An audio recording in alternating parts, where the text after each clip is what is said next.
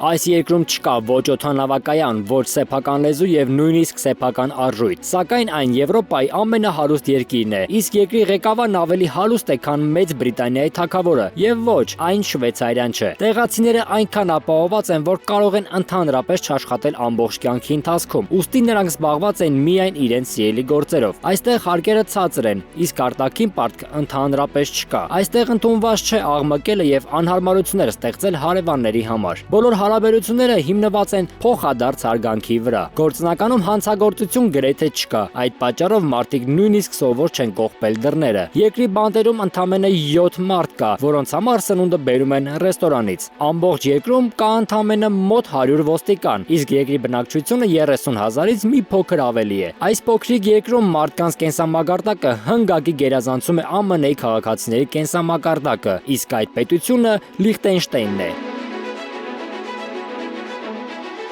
Դուք կցանկանայիք ապրել նման երկրում։ Գրիր մեկնաբանություն, սեղմեք հավանել եւ բաժանորդագրվեք իմ մալիքին ամենահետաքրքիր նորություններին տեղեկանալու համար։ Շնորհակալություն։